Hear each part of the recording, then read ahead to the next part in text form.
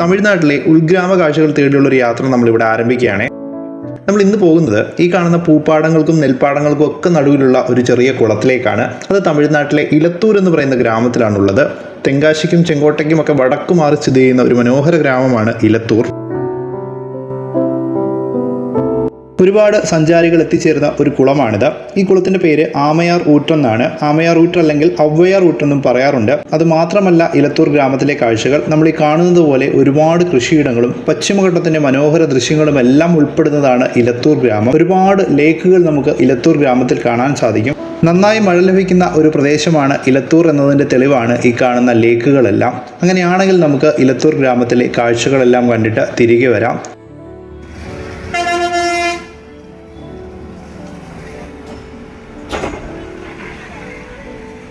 തമിഴ്നാട്ടിലെ അച്ചൻപുതൂർ ഗ്രാമത്തിൽ നിന്ന് ഇലത്തൂരിലേക്കുള്ള റോഡിലാണ് നമ്മളിപ്പോൾ നിൽക്കുന്നത്. ഒരു മനോഹരമായ കൃഷിയിടം കണ്ട് വണ്ടി നിർത്തിയതാണ്.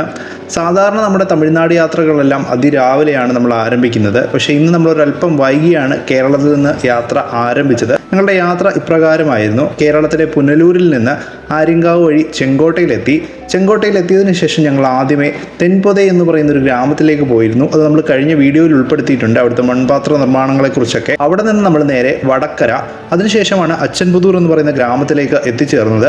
അച്ചൻപുതൂർ ഗ്രാമത്തിൽ നിന്ന് ഇലത്തൂരിലേക്ക് പോകാൻ കാരണം ഈ ഒരു കാഴ്ചകളാണ്. അച്ചൻപുതൂരിൽ നിന്ന് ഇലത്തൂരിലേക്കുള്ള റോഡിൽ ഇതുപോലെയുള്ള ഒരുപാട് കാഴ്ചകൾ നമുക്ക് കാണാൻ സാധിക്കും. നല്ല മഴ ലഭിക്കുന്ന പ്രദേശമായതുകൊണ്ട് തന്നെ പച്ചപ്പിനൊന്നും ഒരു കുറവുമില്ല. നല്ല വൃത്തിയോടുകൂടിയാണ് അവർ ഈ കൃഷിയിടങ്ങളെല്ലാം സൂക്ഷിച്ചിരിക്കുന്നത്. നിങ്ങൾക്ക് കാണാം, ഇടതുഭാഗത്ത് തെങ്ങിൻതോപ്പും വലതുഭാഗത്ത് നെൽപ്പാടവുമാണ്. ആ ഒരു സെപ്പറേഷനൊക്കെ നല്ല വൃത്തിയായിട്ടാണ് അവർ സൂക്ഷിച്ചിരിക്കുന്നത്. അതിൻ്റെ ഇടയിലൂടെ ഒരു വരമ്പുണ്ട്. പണ്ട് കാലത്ത് നമ്മുടെ നാട്ടിലെ വയലുകളിലൊക്കെ കാണുന്ന ആ ഒരു വരമ്പാണ് നമുക്കിപ്പോൾ ഓർമ്മ വരുന്നത്. അതുകൂടാതെ തന്നെ ഈ ഒരു തെങ്ങിൻതോട്ടം തന്നെ നിങ്ങൾക്ക് കാണാം, ഇടയിലൊന്നും ഒരു വേസ്റ്റ് പോലും ഇല്ല. ആ ഒരു വേസ്റ്റ് വരുന്ന സാധനങ്ങളെല്ലാം എടുത്ത് മാറ്റിയിട്ടുണ്ട്. അത്രയ്ക്ക് മനോഹരമായിട്ട് ആ ഒരു തെങ്ങിൻതോപ്പ് തന്നെ കാണാൻ സാധിക്കുന്നത്.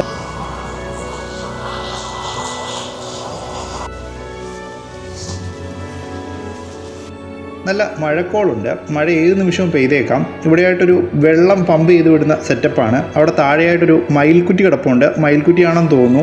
1 കിലോമീറ്റർ ഇലത്തൂർ എന്നാണ് കാണിച്ചേക്കുന്നത്. 1 കിലോമീറ്റർ ആണോ 1 മൈലാണോ എന്നറിയില്ല. എന്തായാലും ഒരു മയിൽക്കുറ്റിയാണത്. പണ്ട് നമ്മുടെ നാട്ടിലൊക്കെ റോഡിൻ്റെ സൈഡിലായിട്ട്, ഇപ്പോഴും നമ്മുടെ നാട്ടിലുണ്ട്, റോഡിൻ്റെ സൈഡിലായിട്ടൊക്കെ കാണുന്ന ആ ഒരു കുറ്റിയാണത്. അത് ഉപേക്ഷിച്ച് കഴിഞ്ഞപ്പോൾ ഇവിടെ കൊണ്ടിട്ടതാകണം. ഇവിടെ ചെറിയൊരു വരമ്പുണ്ട്. അവർക്ക് വെള്ളം ഒഴിക്കാനും ഇതൊക്കെ നോക്കി കാണാനും ഒക്കെ ആയിട്ട് പോകാനായിട്ടുള്ള വഴിയാണ്.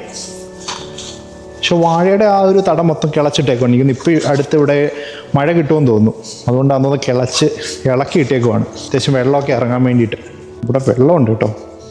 ഇവിടെ ഇടയ്ക്ക് കൂടെ വെള്ളം ഒഴുകുന്നുണ്ട്. തമിഴ്നാട്ടിൽ പൊതുവെ വെള്ളക്കുറവായതുകൊണ്ട് തന്നെ നമുക്ക് ഇത്തരത്തിലുള്ള തോടുകൾ കാണുന്ന ഒരു അത്ഭുതമാണ്. നമ്മുടെ നാട്ടിലൊക്കെ കാണുന്ന തോട് പോലെ തന്നെയാണ്. എനിക്ക് തോന്നിയത് മഴവെള്ളം തന്നെയാണെന്ന് തോന്നുന്നു.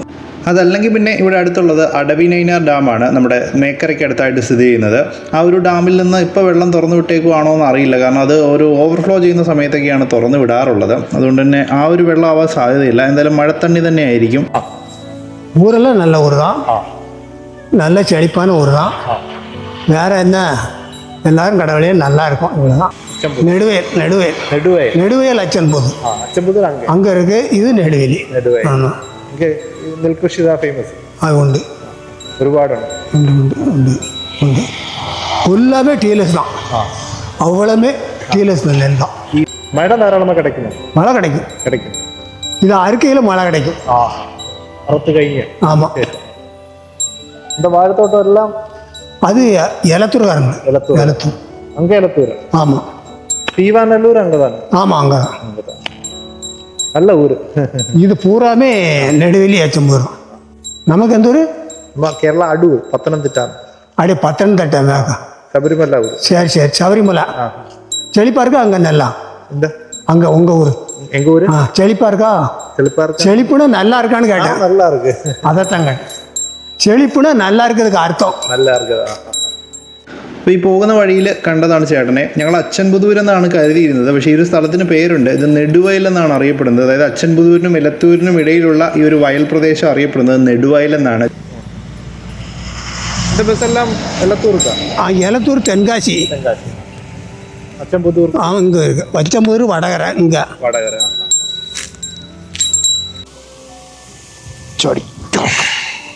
അപ്പോൾ ആ ഒരു ചേട്ടൻ പറഞ്ഞതനുസരിച്ചാണെങ്കിൽ ഈ ഒരു സ്ഥലത്തിൻ്റെ പേര് നെടുവയൽ എന്നാണ്. അച്ചൻപുതൂരിനും ഇലത്തൂരിനും ഇടയിലുള്ള പ്രദേശമാണ്. ഞങ്ങൾ കരുതിയത് ഇത് അച്ചൻപുതൂർ തന്നെയാണെന്നാണ്, പക്ഷെ അല്ല. ഇപ്പോൾ സമയം ഉച്ചയായിട്ടുണ്ട്. കണ്ട ഒരിക്കലും നമുക്ക് ഉച്ച സമയമാണെന്ന് പറയില്ല. കാരണം ഈ മൂടിക്കെട്ടിയ അന്തരീക്ഷമാണോ അതോ ഈ ഒരു സ്ഥലത്തിൻ്റെ ഭംഗി കൊണ്ടാണോ എന്നറിയില്ല. എന്തായാലും നല്ല രസമുണ്ട്. നമ്മൾ ഇലത്തൂർ എന്ന് പറയുന്ന ഗ്രാമത്തിലേക്ക് എത്തിച്ചേർന്നിട്ടുണ്ട്. ഇലത്തൂരിലെ രണ്ടാമത്തെ ബസ് സ്റ്റോപ്പാണിത്. ഒന്നാമത്തെ ബസ് സ്റ്റോപ്പ് എന്ന് പറയുമ്പോൾ നമ്മുടെ ചെങ്കോട്ടയിൽ നിന്ന് സുരണ്ടയിലേക്ക് പോകുന്ന റോഡിൻ്റെ സൈഡിലായിട്ടാണ്. നമ്മളിപ്പോൾ നിൽക്കുന്നത് രണ്ടാമത്തെ ബസ് സ്റ്റോപ്പിലാണ്. ഇവിടെ വന്നപ്പോഴേക്കും നമുക്ക് നല്ല വിശപ്പായി. ഉച്ച സമയമായിട്ടുണ്ട്. നമ്മൾ കേരളത്തിൽ നിന്ന് വളരെയധികം താമസിച്ചാണ് യാത്ര പുറപ്പെട്ടതെന്ന് പറഞ്ഞു. 10:45 ആയപ്പോഴേക്കും നമ്മൾ ചെങ്കോട്ടയിൽ എത്തിയതേ ഉള്ളായിരുന്നു. അത് കഴിഞ്ഞിട്ടാണ് നമ്മൾ തെൻപൊതയിലൊക്കെ പോയത്. അപ്പോൾ ഇവിടെ ചോദിച്ചപ്പോൾ ഭക്ഷണം കഴിക്കാനായിട്ട് ഈ ഒരു കട നല്ല കടയാണെന്ന് ഇവിടെയുള്ള ആളുകളെല്ലാം പറഞ്ഞു. ഞങ്ങൾ 2-3 പേരോട് ചോദിച്ചു. കണ്ടിട്ട് ഒരു കുഞ്ഞു കടയായിട്ടാണ് തോന്നിയത്. എന്തായാലും നമുക്ക് അകത്ത് കയറി ആഹാരം എങ്ങനെയുണ്ടെന്ന് നോക്കാം. ഒരു ചെറിയ കടയാണ്. നമ്മുടെ നാട്ടിലൊന്നുമുള്ള കട പോലെയല്ല, വളരെയധികം ചെറിയ കടയാണ്. പിന്നീട് ഇരിക്കാനായിട്ട് സീറ്റ് എന്ന് പറയുമ്പോൾ നമ്മുടെ ഒരു ഭിത്തിയോട് ചേർന്ന് ഒരു തിട്ട ഉണ്ടാക്കിയിട്ടുണ്ട്. ആ തിട്ടയിലാണ് നമ്മൾ ഇരുന്ന് കഴിക്കുന്നത്. പിന്നെ വെച്ച് കഴിക്കാനായിട്ടൊരു ഡെസ്ക് ഉണ്ട്. അങ്ങനെ ഞങ്ങൾ ഊണാണ് പറഞ്ഞത്. 3-4 കൂട്ടം കറികൾ മാത്രമേ ഉള്ളൂ, കൂട്ടുകറികളായിട്ടുള്ളത്. ചോറും പപ്പടവും പിന്നീട് സാമ്പാറുമാണ് തരുന്നത്. അത് കഴിഞ്ഞിട്ട് കഴിച്ചതിന് ശേഷം നമുക്ക് പായസവും തന്നു. അത്യാവശ്യം നല്ലൊരു ഊണായിരുന്നു. അപ്പോൾ നമ്മൾ ചോദിച്ചപ്പോൾ പറഞ്ഞ ആളുകൾ പറഞ്ഞ ഹൈപ്പ് ഉള്ളതായിരുന്നു. ഇത് അത്യാവശ്യം നല്ലൊരു ഊണായിരുന്നു. കാരണം എന്ന് പറഞ്ഞാൽ നമ്മൾ തമിഴ്നാട്ടിൽ പോയാൽ ചിലവർക്കൊക്കെ എല്ലാ ആഹാരമൊന്നും ഇഷ്ടപ്പെടില്ല. അങ്ങനെയുള്ള ആളുകൾക്ക് എന്തായാലും ഇഷ്ടപ്പെടുന്നൊരു ആഹാരം തന്നെയാണിത്. കാരണം നമ്മുടെ കേരളത്തിലെ ഫുഡുമായിട്ട് ഏകദേശം ഒരു സാദൃശ്യമുള്ള ഫുഡ് തന്നെയായിരുന്നു നമുക്ക് കിട്ടിയത്. കാരണം നമ്മുടെ കറികളുമായിട്ടൊക്കെ ഏകദേശം ഒരു ടേസ്റ്റ് സാദൃശ്യം എനിക്ക് അനുഭവപ്പെട്ടു. അതുകൊണ്ടാണ് ഞാൻ ഈ ഒരു കാര്യം പറയുന്നത്. അപ്പോൾ എലത്തൂരിൽ വരികയാണെങ്കിൽ നിങ്ങൾക്ക് ഉറപ്പായിട്ടും ഈ ഒരു കടയിൽ കയറി ആഹാരം കഴിക്കാം. ഒരു ബുദ്ധിമുട്ടുണ്ടാവില്ല. പേര് ആറുമുഖ വിലാസ്. ഓക്കെ, എലത്തൂരിലെ. ഓക്കെ. അപ്പോൾ ഇതാണ് നമ്മുടെ കട. ആറുമുഖ വിലാസ് എന്നാണ് പേര്. ഇലത്തൂരിലെ രണ്ടാമത്തെ ബസ് സ്റ്റോപ്പിലാണ് കടയുള്ളത്. നമ്മൾ പ്രത്യേകം ശ്രദ്ധിക്കണം. ചെങ്കോട്ടയിൽ നിന്ന് സുരണ്ടയിലേക്ക് പോകുന്ന പ്രധാന പാതയിലല്ല, അവിടെ നിന്ന് കുറച്ചുകൂടി അകത്തേക്ക് വരുമ്പോഴാണ് ഈ ഒരു കടയുള്ളത്. പിന്നെ പ്രഭാത ഭക്ഷണമുണ്ട്, ഉച്ചഭക്ഷണം മാത്രമല്ല. ആ കാണുന്ന പച്ച കളറുള്ള കടയിലാണ് വൈകുന്നേരത്തെ ഫുഡ് കൊടുക്കുന്നത്. അത് അനിയൻ നടത്തുന്ന കടയാണ്. ഈ ചേട്ടൻ്റെ അനിയനാണ് ആ ഒരു കട നടത്തുന്നത്. അങ്ങനെ ഒരു ഫാമിലി ആയിട്ടാണ് ഈ ഒരു ബിസിനസ് നടത്തി പോകുന്നത്.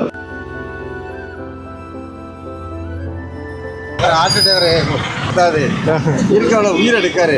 அதனால நீங்க பார்த்து இது பண்ணுங்க. ஆளுக்கு ஒரு ஏதாவது ஒன்று போட்டு விடுங்க.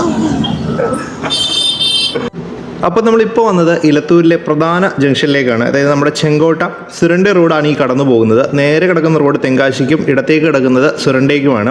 അപ്പുറത്തു നിന്ന് വരുന്നത് ചെങ്കോട്ടയിൽ നിന്ന് വരുന്ന റോഡാണ് ആ ഒരു ഭാഗത്തായിട്ട് കാണുന്നത്. നമ്മൾ വരുമ്പോൾ ആ ഒരു ഭാഗത്തു നിന്നാണ് വരുന്നത്. അപ്പോൾ ഈ ഒരു ജംഗ്ഷൻ കാണും. ഈ ജംഗ്ഷനിൽ നിന്ന് അകത്തേക്ക് കാണുന്ന ഈ റോഡിലൂടെയാണ് നമ്മൾ നമ്മുടെ ഇലത്തൂരിലെ പ്രധാനപ്പെട്ട സ്ഥലങ്ങളിലേക്കൊക്കെ പോകുന്നത്. ഇലത്തൂരിലെ കൃഷിയിടങ്ങളും പിന്നീട് ഞാൻ ഈ പറഞ്ഞ ആമയാർ റൂട്ട് എന്ന് പറഞ്ഞ കുളവും എല്ലാം കാണപ്പെടുന്നത് ഈ അകത്തേക്കുള്ള പാതയിലാണ്. അപ്പോൾ അവിടെയായിട്ട് നമുക്ക് സൈൻ ബോർഡുകളും കാര്യങ്ങളും ഒക്കെ കാണാൻ പറ്റും. ചെങ്കോട്ടയ്ക്കും തെങ്കാശിക്കും ആയിക്കുടിക്കും 6 കിലോമീറ്ററാണ് ഇവിടെ നിന്ന് കാണിക്കുന്നത്. അതായത് ഈ 3 സ്ഥലങ്ങളുടെയും ഏകദേശം നടുക്കായിട്ടാണ് നമ്മുടെ എലത്തൂർ വരുന്നത്. ആയിക്കുടി എന്ന് പറയുമ്പോൾ നമ്മുടെ തെങ്കാശിയിൽ നിന്ന് മധുരയിലേക്ക് പോകുന്ന വഴിയിലുള്ളൊരു സ്ഥലമാണ്. അതും കടന്നിട്ടാണ് നമ്മൾ പിന്നീട് സുരണ്ടയ്ക്ക് പോകുന്നത്.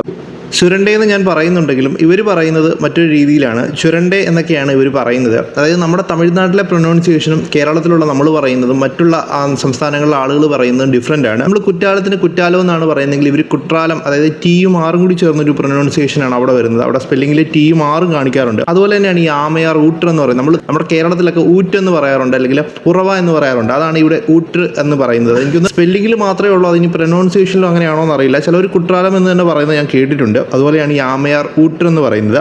നമ്മൾ ഭക്ഷണം കഴിഞ്ഞ ഇലത്തൂരിലെ രണ്ടാമത്തെ ബസ് സ്റ്റോപ്പാണിത്. റൈറ്റ് സൈഡിൽ നിന്ന് വരുന്ന നമ്മൾ വന്ന വഴിയാണ്. ആദ്യമേ അച്ചൻപുതൂർ ഭാഗത്തു നിന്ന് വന്ന വഴിയാണിത്. നമുക്ക് കയറേണ്ടത് ഈ അകത്തേക്കുള്ള വഴിയിലൂടെയാണ്. ഈ വഴിയിലൂടെ പോകുമ്പോഴാണ് നമ്മൾ സീവാനല്ലൂരിനടുത്തുള്ള ആമയാർ ഊട്ടർ എന്ന് പറയുന്ന ആ ഒരു സ്ഥലത്തേക്ക് എത്തിച്ചേരുന്നത്. നല്ല ഇടുങ്ങിയ വഴിയാണ്. ഒരുപാട് കടകളും വീടുകളും എല്ലാം അടുത്തടുത്ത് വരുന്നുണ്ട്. പിന്നീട് പ്രധാനമായിട്ടും വലിയ വാഹനങ്ങളൊന്നും ഞാൻ ഈ റൂട്ടിൽ കണ്ടില്ല. ബൈക്കും പിന്നീട് കാറും ഒക്കെയാണ് ഇതുവഴി പോകുന്നത്. പിന്നെ ട്രാക്ടറും ഒക്കെ കടന്നു പോകുന്നത് കണ്ടു. ബസ്സൊക്കെ പോകുമെന്ന് എനിക്ക് കൃത്യമായിട്ട് അറിയില്ല. എനിക്ക് തോന്നുന്നില്ല പോകുമെന്ന്. കാരണം ഒരൊറ്റ വണ്ടിക്ക് പോകാനുള്ള വഴി മാത്രമേ ഇവിടേക്കേ ഉള്ളൂ. പിന്നെ സ്പീഡൊക്കെ കുറച്ച് ഇതുവഴി പോകാനായിട്ട് ശ്രദ്ധിക്കുക.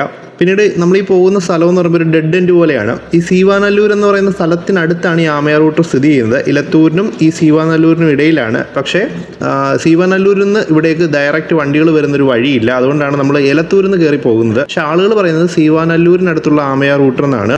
താമസ സ്ഥലങ്ങളെല്ലാം പിന്നിട്ട് നമ്മൾ കൃഷിയിടങ്ങളിലേക്ക് പ്രവേശിച്ചു. നെൽപ്പാടവും തെങ്ങിൻ തോപ്പും പൂപ്പാടങ്ങളും എല്ലാം ഉൾപ്പെടുന്നതാണ് ഇവിടുത്തെ കൃഷിയിടങ്ങൾ. ഇവിടെയുള്ള നാട്ടുകാർ നേരിടുന്ന പ്രധാന പ്രശ്നമാണ് ഈ കാണുന്ന തീപിടുത്തം. അതായത് ഇവിടെ എല്ലാം പ്രധാന കൃഷി എന്ന് പറയുന്നത് നെല്ലാണ്. അപ്പോൾ നെല്ല് കൊയ്തെടുക്കുന്ന പുല്ലും മറ്റും ഈ സൈഡിലായിട്ട് അവർ സൂക്ഷിച്ചു വെക്കും. അപ്പോൾ ഇവിടേക്ക് പോകുന്ന സഞ്ചാരികൾ ഇവിടെ ഇറങ്ങി തീയും മറ്റും ഇട്ട് ആ ഒരു ഭാഗത്ത് തീപിടുത്തം ഉണ്ടാകാനായിട്ട് കാരണമാകുന്നു. പലരും സിഗരറ്റൊക്കെ വലിക്കുന്നതിനായിട്ട് വെളിയിൽ ഇറങ്ങി അതിൻ്റെ കുറ്റികളൊക്കെ അവിടെ ഇടുമ്പോഴാണ് ഈ ഒരു തീപിടുത്തം ഉണ്ടാകുന്നത്. പിന്നെ ഞങ്ങൾ ഇറങ്ങി കുറേ ഹെൽപ്പ് ചെയ്തു. പിന്നെ വെള്ളം ഉണ്ടായതുകൊണ്ട് വലിയ ദുരന്തമൊന്നും ഉണ്ടാവത്തില്ല, കാരണം ആ ഒരു വയൽ ഭാഗത്ത് വെള്ളം എടുത്ത് ഒഴിച്ച് കെടുത്താവുന്നതേ ഉള്ളൂ. അങ്ങനെ നമ്മൾ ആമയാർ റൂട്ട് എന്ന് പറയുന്ന സ്ഥലത്തേക്ക് എത്തിച്ചേർന്നിട്ടുണ്ട്. ഇവിടെയായിട്ട് ചെറിയൊരു പാർക്കിംഗ് ഉണ്ട്. കാറും ബൈക്കും ഓട്ടോയും ഒക്കെ പാർക്ക് ചെയ്യാം. ഇതാണ് നമ്മുടെ കുളം. കുളം എന്ന് പറയുമ്പോൾ വെറും ഒരു കുളമല്ല. ഈ കുളത്തിന്റെ തൊട്ടടുത്തായിട്ടൊരു ഉറവയുണ്ട്. അതായത് നമ്മുടെ സാധാരണ കുളത്തിന്റെ സൈഡിലെല്ലാം ഉറവയുണ്ട്, അതുപോലെയല്ല, ഇതൊരു വലിയ ഉറവയാണ്. അത് അവർ കെട്ടി സംരക്ഷിച്ചിട്ടുണ്ട്. ഒരു കോൺക്രീറ്റ് വെച്ചിട്ട് കെട്ടി 4 വശവും സംരക്ഷിച്ചിട്ടുണ്ട്. മുകളിലായിട്ട് വലയെല്ലാം വെച്ച് സൂക്ഷിച്ചിട്ടുണ്ട്. ആ ഒരു ഉറവയിലെ വെള്ളമാണ് ഈ കുളത്തിലേക്ക് ഇറങ്ങുന്നത്. ആ കുളത്തിൽ ഇറങ്ങിയതിനു ശേഷം ആ വെള്ളം നേരെ തോടുകളിലേക്ക് ഒഴുകി പോവുകയാണ്. അതായത് കെട്ടിക്കിടക്കുകയല്ല, അതിങ്ങനെ പോയിക്കൊണ്ടിരിക്കുകയാണ്. മഴക്കാലത്തൊക്കെ ഇതിലും വെള്ളം ഉണ്ടാവും. അപ്പോൾ ഈ ഒരു കുളത്തിൽ കുളിക്കാനായിട്ട് നിരവധി ആളുകൾ തെങ്കാശിയിൽ നിന്നും നമ്മുടെ കേരളത്തിൽ നിന്ന് അടക്കം ഇവിടെ ആളുകൾ വരുന്നുണ്ട്. ഈ ഒരു സ്ഥലത്തിൻ്റെ പ്രത്യേകത എന്ന് പറയുമ്പോൾ നിങ്ങൾക്ക് കാണാം, ഇത് നെൽപ്പാടമാണ്. ഇവിടെ നെൽപ്പാടമാണ്. പിന്നെ അവിടെ എല്ലാം കൃഷിയിടങ്ങളാണ്. ദൂരെ നമുക്ക് തിരുമലൈക്കോല ആ ഒരു ഭാഗത്തായിട്ട് കാണാം. ആ ഒരു ഭാഗത്തിൻ്റെ ഇപ്പുറത്തായിട്ടാണ് ഈ ഒരു കുളം വരുന്നത്. അതുകൊണ്ട് തന്നെ വളരെ സൈലൻ്റ് ആയിട്ടുള്ളൊരു പ്രദേശമാണ്. പിന്നീട് കുളിക്കാൻ വരുന്ന ആളുകളുടെ ബഹളം മാത്രമാണ് ഉള്ളത്. പക്ഷെ അവരെ കൊണ്ട് ഇവിടുത്തെ ആളുകൾക്ക് കുറച്ച് ബുദ്ധിമുട്ടുകളൊക്കെ ഉണ്ട്.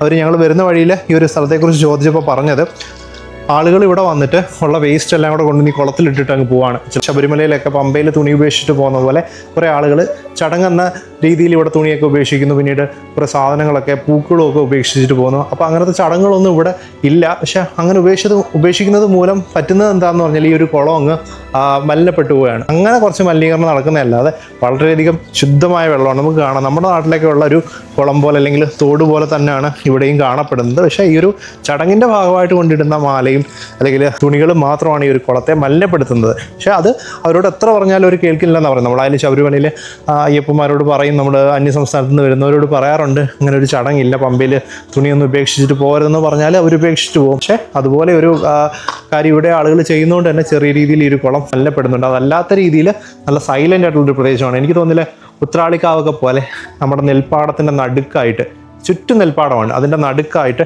ചെറിയൊരു ക്ഷേത്രവും ഒരു ആൽമരവും പിന്നീട് ഈ ഒരു കുളവും കാണുമ്പോൾ നമുക്ക് വന്നൊക്കെ സമാധാനമായിട്ട് ഇരിക്കാൻ പറ്റിയൊരു സ്ഥലമാണ്. നമ്മുടെ ആ ഒരു ഉത്രാളിക്കാവ് പോലെ തന്നെയുള്ളൊരു പ്രദേശമാണ്.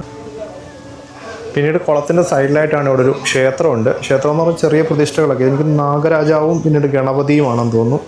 പിന്നീട് ഒരു വലിയ ആൽമരമാണ്. ആൽമരത്തിൻ്റെ സൈഡിലായിട്ട് ക്ഷേത്രത്തിൻ്റെ മറ്റൊരു ബിൽഡിംഗ് ഉണ്ട്. അതിൻ്റെ തൊട്ട് ഫ്രണ്ടിലായിട്ടാണ് കുളം വരുന്നത്. അത് കഴിഞ്ഞിട്ട് കുറച്ചും കൂടി മുന്നോട്ട് പോകുമ്പം അകത്തായിട്ട് മറ്റൊരു കോവിലുണ്ട്. അത് അടച്ചിട്ടിരിക്കുകയാണ്, നമുക്ക് അതിനകത്തോട്ട് കയറാൻ പറ്റില്ല. എനിക്കൊന്ന് വൈകുന്നേരമാണെന്ന് ഓപ്പൺ ആക്കുന്നത്. പക്ഷെ ഫ്രണ്ടിൽ തന്നെ കുറേ വേസ്റ്റൊക്കെ കിടപ്പുണ്ട്. ഞാൻ പറഞ്ഞില്ല, നേരത്തെ വരുന്ന ആളുകളൊക്കെ കൊണ്ടിടുന്നതായിരിക്കും. എന്തായാലും അതൊക്കെ കത്തിച്ച് കളയുന്നുണ്ട്. അപ്പോൾ ഇവിടെ തമിഴിലുള്ള മുന്നറിയിപ്പ് ബോർഡുകളൊക്കെ സ്ഥാപിച്ചിട്ടുണ്ട്. ഒരുപാട് ദൂരെ നിന്നുള്ള ആളുകളൊക്കെ വരുന്നത് കൊണ്ട് തന്നെ എല്ലാവർക്കും ഈ സ്ഥലത്തെക്കുറിച്ച് അധികം പരിചയം കാണില്ല. അങ്ങനെയുള്ള അപകടങ്ങൾ ഉണ്ടാകാനുള്ള സാധ്യതയുള്ളത് കൊണ്ടാണ് ഇവിടെ മുന്നറിയിപ്പ് ബോർഡുകൾ സ്ഥാപിച്ചിരിക്കുന്നത്. അതിലെന്താണ് എഴുതിയിരിക്കുന്നതെന്ന് ഞാനിവിടെ ചോദിച്ചറിഞ്ഞിട്ടുണ്ട്, ഞാനത് പറയാം. അപ്പോൾ തന്നെ ഈ കാണുന്നതാണ് ഊറ്റ് അല്ലെങ്കിൽ ഉറവ. നമ്മുടെ നാട്ടിൽ ഊറ്റെന്നും പറയാറുണ്ട്. ഇത് ഒരു ചടങ്ങുമായി ബന്ധപ്പെട്ടാണ്. ഞാൻ ആദ്യമേ സൂചിപ്പിച്ചു, ഇത് ആമയാർ റൂട്ട് എന്നാണ് അറിയപ്പെടുന്നത്, അല്ലെങ്കിൽ ഔവയാർ റൂട്ട്. ഞാൻ ഇവിടുത്തെ ഒരു ചേട്ടനോട് ചോദിച്ചപ്പോൾ പറഞ്ഞു, ഇത് ആമയാരല്ല ഔവയാർ എന്നാണ് പറയുന്നത്. പിന്നീട് പറഞ്ഞ് ആമയൂരിൽ നിന്നായി മാറിയതാണെന്ന് പറഞ്ഞു. ഞാൻ നേരത്തെ തിരുമലൈക്കോവിൽ ഇവിടെ നിന്ന് കാണാൻ സാധിക്കുമെന്ന് പറഞ്ഞു. അതായത് ഇവിടെ നിന്നൊരു വടക്ക് പടിഞ്ഞാറ് ദിശയിലാണ് തിരുമലൈക്കോവിലുള്ളത്. ആ ഒരു ഭാഗത്ത് നിന്ന് ഔവയാർ വന്ന് സ്ഥാപിച്ച ഒരു ഊറ്റെന്നാണ് ആ ഒരു ചേട്ടൻ പറഞ്ഞത്. അതിലെന്തോ വിശ്വാസവുമായി ബന്ധപ്പെട്ട ഒരു കാര്യമാണ്. എന്തായാലും അതിൻ്റെ ഭാഗമായിട്ടാണ് ഇവർ ഈ ഊറ്റ് കെട്ടി സംരക്ഷിച്ചിരിക്കുന്നത്. അതിലെ വെള്ളമാണ് ഈ കുളത്തിലേക്ക് വരുന്നതും പിന്നീട് അത് ഒഴുകി തോടുകളിലേക്ക് പോകുന്നതും. പിന്നീട് നേരത്തെ ആ മുന്നറിയിപ്പ് ബോർഡുകൾ കുറച്ച് കാര്യങ്ങൾ പറഞ്ഞിട്ടുണ്ടെന്ന് പറഞ്ഞായിരുന്നല്ലോ. അതെന്ന് പറയുമ്പോൾ ഈ കുളത്തിൻ്റെ ആഴം എല്ലായിടത്തും ഒരുപോലെയല്ല. ഈ കാണുന്ന ഭാഗമുണ്ടല്ലോ, നമ്മൾ ഈ വരുന്നതിൻ്റെ ഇപ്പുറത്തായിട്ട് കുറച്ച് മാറി ഒരു കോർണറുണ്ട്. അതായത് യൂറ്റിൻ്റെ ഏകദേശം സൈഡിലായിട്ട് ഒരു കോർണറുണ്ട്. അവിടേക്ക് ആരും ഇറങ്ങാറില്ല. അവിടെ വളരെയധികം ആഴമുണ്ടെന്നാണ് ഇവിടെയുള്ള ആളുകൾ പറഞ്ഞത്. അതുകൂടാതെ തന്നെ പാമ്പിൻ്റെ ശല്യമുണ്ടെന്ന് പറഞ്ഞു. എനിക്ക് തോന്നിയത് വയലുമായിട്ട് ചേർന്നൊരു പ്രദേശമാണ്. ഈ ഒരു ഭാഗം എന്ന് പറയുമ്പം കുറച്ച് അകത്തേക്ക് മാറിയാണ് കാണുന്നത്. പക്ഷേ നമ്മൾ ഈ വരുന്ന ഭാഗത്ത് പടിയുടെ സൈഡിലും ആ അമ്പലത്തിൻ്റെ സൈഡിലും എല്ലാ ആളുകൾ കുളിക്കുന്നുണ്ട്. അവിടെ താഴേക്കൊക്കെ ഇറങ്ങി കുളിക്കുന്നുണ്ട്. അവിടെയൊന്നും വലിയ ആഴമില്ല. പക്ഷെ ഞാൻ ഈ നിന്ന ആ ഒരു കോർണറിലേക്ക് അധികം ആരും പോകാറില്ല. അവിടെ 9ഓളം ആളുകൾ മുങ്ങി മരിച്ചിട്ടുണ്ടെന്നാണ് പറഞ്ഞത്. അതുകൂടാതെ തന്നെ പാമ്പിൻ്റെ കടിയേറ്റ് മരിച്ചു എന്ന് പറയുന്നു. അതിലെനിക്ക് എത്രത്തോളം ലോജിക്കുണ്ടെന്ന് മനസ്സിലായില്ല. സാധാരണ ആ ഒരു ഭാഗത്ത് അങ്ങനെ പാമ്പ് കാണാനായിട്ട് അവിടെ കാടും മറ്റൊന്നുമില്ല. പിന്നീട് അപ്പുറത്ത് വയലാണ്, അവിടെ നിന്ന് വല്ലതും ഇറങ്ങുന്നുണ്ടെങ്കിലേ ഉള്ളൂ. എന്തായാലും ആ ഒരു ഭാഗത്തേക്ക് ഒരു കാരണവശാലും നിങ്ങൾ പോവാതിരിക്കുക. மீன் இருக்காங்க இல்லை മൺപുഴു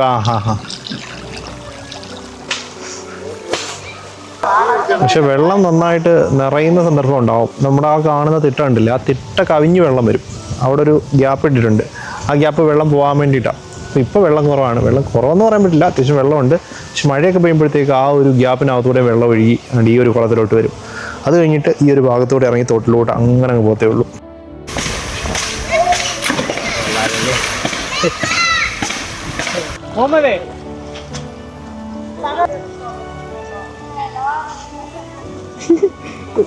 ആക്ച്വലി ഇവിടെ മൊത്തം കൃഷി ആയതുകൊണ്ട് തന്നെ നമുക്ക് ഇതിൻ്റെ ഇടയ്ക്കൂടെ ഒക്കെ ഇറങ്ങി നടക്കാൻ പറ്റും. ഈ ഒരു വേസ്റ്റ് എല്ലാം തന്നെ ഇവിടെ എല്ലാം വന്ന് അടിഞ്ഞിട്ടുണ്ട് കേട്ടോ. വേസ്റ്റ് ഒന്നും പറയാൻ പറ്റത്തില്ല, മൊത്തം നമ്മുടെ പൂജാ സാധനങ്ങളാണ്. ഒന്ന് മാല, പിന്നീട് നാരങ്ങ, പിന്നീട് പ്ലാസ്റ്റിക് കവറിനകത്താക്കി പൂവൊക്കെ കൊണ്ടിട്ടിട്ടുണ്ട്. അതെല്ലാം കൂടെയാണ് ഈ വന്ന് അടിയുന്നത്. ഓരോരുത്തർ വിശ്വാസത്തിൻ്റെ ഭാഗമായിട്ട് കൊണ്ടിടുന്നത്. പക്ഷേ അത് ആ ഒരു കുളത്തെ മലിനമാക്കുമെങ്കിൽ പിന്നീട് അങ്ങനെ ചെയ്യാതിരിക്കുന്നതല്ലേ നല്ലേ. എന്തായാലും ഇവിടെ ഒരു പമ്പ് ഹൗസ് ആണെന്ന് തോന്നുന്നു, പഴയ ഒരു ബിൽഡിങ്. കുളത്തിൽ നിന്നുള്ള വെള്ളം പല സൈഡിലോട്ട് പോകുന്നുണ്ട്. മഴ കിട്ടുന്നതുകൊണ്ട് തന്നെ നമ്മുടെ നാട്ടിലെ പോലെ തന്നെ ഇവിടെ എല്ലാം തോടുകളും കുളങ്ങളും എല്ലാം ഉള്ളത്. ഇത് മറ്റേ നമ്മുടെ സിനിമയിലൊക്കെ കാണിക്കത്തില്ലേ, പാട്ടിനകത്തൊക്കെ. இந்த இங்கே வந்து சீவனல்லூர் பக்கத்தில் அம்மையாரத்து இருக்குது. இங்கே வாங்க, இங்கே வந்து சூப்பராக இருக்குது இடம் எல்லாம். இங்கே வாங்க எல்லாரும். நீங்கள் இங்கே வந்தீங்கன்னா உங்கள் ஃப்ரெண்ட்ஸ் அண்ட் ஃபேமிலியோட நல்லா என்ஜாய் பண்ணலாம். Bye friends. ആൾ അച്ചൻപുത്തൂർ സ്വദേശിയാണ്. നമ്മൾ വന്നപ്പോൾ തകർത്ത് കുളിച്ചുകൊണ്ടിരുന്ന ആളാണ്. വീഡിയോ ഒക്കെ എടുക്കുന്നത് കണ്ടപ്പോൾ ഞങ്ങളോട് ചോദിച്ചു വീഡിയോ ഒക്കെ എടുത്തിട്ടുണ്ടോ എന്ന്. അങ്ങനെ നോക്കിയപ്പോൾ പുള്ളിയുടെ മുഖം ഇല്ലെന്ന് കണ്ടപ്പോൾ ഒരു ബൈറ്റ് തരാമെന്ന് പറഞ്ഞ് ഞങ്ങളോട് വീഡിയോ എടുക്കാനായിട്ട് പറഞ്ഞതാണ്. എന്തായാലും ഇതുപോലെയുള്ള സാധാരണക്കാരായ ആളുകളാണ് ഇവിടെ കൂടുതലായിട്ടുള്ളത്. വലിയ തലക്കനുള്ള ആളുകളെയൊന്നും ഞാൻ കണ്ടില്ല. കാരണം പല വിവരങ്ങളും ചോദിക്കുമ്പോൾ അവർ കൃത്യമായിട്ടെല്ലാം നമ്മളോട് പറഞ്ഞു തരുന്നുണ്ടായിരുന്നു. അതുകൊണ്ട് തന്നെ നമുക്ക് മനസ്സമാധാനമായിട്ട് ഇവിടെ ഇരിക്കാം. എല്ലാ സ്ഥലങ്ങളും അങ്ങനെയാണെന്ന് ഞാൻ പറയുന്നില്ല. ചില സ്ഥലങ്ങളിലൊക്കെ ഇതുപോലെയുള്ള നല്ലവരായ ആളുകളെയും നമുക്ക് കാണാൻ സാധിക്കും. നമ്മൾ ഏതാണ്ട് 1 മണിക്കൂറോളം ഈ ഒരു ഇളത്തൂർ ആമയാർ റൂട്ടിൽ സ്പെൻഡ് ചെയ്യുന്നുണ്ട്. നമുക്ക് അവിടെ ആയിട്ടൊരു മഞ്ഞ ഭാഗം കണ്ടു. എനിക്ക് തോന്നുന്നതൊരു പൂക്കൃഷിയാണെന്ന് തോന്നുന്നു. എന്തായാലും ഞങ്ങൾ ആ ഒരു വയലിൻ്റെ നടുക്കൂടെ ഇങ്ങനെ നടന്നുകൊണ്ടിരിക്കുക, ആ ഒരു പൂവിൻ്റെ അടുത്തോട്ട് പോകാനായിട്ട്. എനിക്കൊന്ന് ബന്ദിയാണെന്ന് തോന്നുന്നു. നമ്മുടെ ഓണമൊക്കെ സമയത്ത് ഇവിടുന്ന് കൊണ്ടുവരത്തില്ലേ നമ്മുടെ നാട്ടിലുള്ള ജമന്തി, ബന്ദി, ആ ഒരു പൂവാണെന്നാണ് തോന്നുന്നത്. അപ്പം നമ്മൾ ആ ദൂരം നിന്ന് കണ്ടത് നമ്മുടെ ഈ പൂപ്പാടം തന്നെ ആയിരുന്നു കേട്ടോ. പക്ഷെ നമ്മൾ അടുത്ത് വന്ന് കണ്ടപ്പോൾ ഇവിടെ പൂവൊന്നും വലിയ മെച്ചമുള്ള രീതിയിലല്ല കിടക്കുന്നത്. അതായത് റൈറ്റ് സൈഡിൽ നമ്മുടെ ഇല്ല ഓറഞ്ച് രീതിയിലുള്ള ജമന്തിയാണ്. പക്ഷേ ഇപ്പുറത്താണ് മഞ്ഞ കളറിലുള്ളത്. അത് പിന്നെയും ഒരല്പം ആരോഗ്യത്തോടാണ് നിൽക്കുന്നത്. നീളമൊക്കെ ഉണ്ട്. പക്ഷേ വലിപ്പം നമ്മുടെ ആ ഒരു ഓണത്തിനൊന്നും നമ്മുടെ നാട്ടിലോട്ട് വരുന്ന പൂവിൻ്റെ അത്ര വലിപ്പമില്ല. ഇവിടുത്തെ ഈ ഒരു ബന്ദിക്ക് നീളമൊന്നും ഇല്ലാത്തതിൻ്റെ കാരണം എന്ന് പറഞ്ഞാൽ ഇവിടെ ചേട്ടൻ്റെ അടുത്ത് ചോദിച്ചപ്പം ഇത് രണ്ടും ഒരേ സമയത്താണ് നട്ടത്. പക്ഷേ ഈ ഒരു ചെടിയൊക്കെ നിൽക്കുന്ന ഭാഗത്തോട്ട് ഇവിടുന്ന് വെള്ളം മഴ പെയ്ത് കയറി. നല്ല രീതിയിൽ മഴ പെയ്ത സമയത്ത് ഇവിടെ എല്ലാം വെള്ളം കയറി, അത് പോയില്ല. അങ്ങനെ നിന്ന് അഴുകി കുറേയൊക്കെ പോയി. അങ്ങനെയാണ് ഇതിന് നീളം വെച്ചില്ല, കുറേയൊക്കെ അങ്ങ് ഉണങ്ങിപ്പോയി. പക്ഷേ മഞ്ഞയാണെങ്കിൽ നല്ല ആരോഗ്യത്തോടെ നിൽക്കുന്നുണ്ട്. അത്യാവശ്യം നല്ല പൂവുണ്ട്. പിന്നെ വലിപ്പം മാത്രമേ ഉള്ളൂ ഒരു മീഡിയം സൈസിലുള്ളത്. ചിലപ്പോൾ അത് മതിയായിരിക്കും ഇവിടുത്തേക്ക് പൂജകൾക്കും ക്ഷേത്രങ്ങളിലേക്കും മറ്റും ആവശ്യങ്ങൾക്കും എടുക്കാനായിട്ടായിരിക്കും ഈ ഒരു പൂ ഉപയോഗിക്കുന്നത്. ഇത് കാണാൻ നല്ല ഭംഗിയുണ്ട്. പക്ഷെ അപ്പുറത്ത് വളരെയധികം ചോദിച്ചാണ് നിൽക്കുന്നത്. ഇതൊക്കെ കുറച്ചും കൂടി വലുതായി കഴിഞ്ഞ് കഴിഞ്ഞാൽ നമ്മുടെ ഓണ സമയത്തൊക്കെ നമ്മുടെ നാട്ടിലോട്ടൊക്കെ കൊണ്ടുവരും. എനിക്കൊന്ന് ഇനിയും വളരുമെന്ന് തോന്നുന്നു. ഇതൊരു മീഡിയം സൈസ് ആയതേ ഉള്ളൂ. എന്നിട്ട് ഇത് നമുക്ക് ദൂരെ നിന്ന് കാണുമ്പോഴേ അറിയാൻ പറ്റും. കാരണം ഇവിടെ വയലാണ്, ഇവിടെ വയലാണ്, അവിടെ വയലാണ്. അതിൻ്റെയൊക്കെ നടുക്കായിട്ട് ഇങ്ങനെ മഞ്ഞയും ഓറഞ്ചും കളറിൽ നിൽക്കുന്നത് നമുക്ക് ദൂരെ നിന്നേ അറിയാൻ പറ്റും.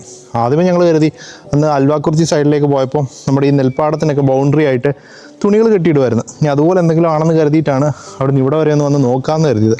അപ്പോൾ ഇത് ഒറിജിനൽ പൂ തന്നെയാണ്. അത്യാവശ്യം കാണാനൊക്കെ നല്ല ഭംഗിയുണ്ട്.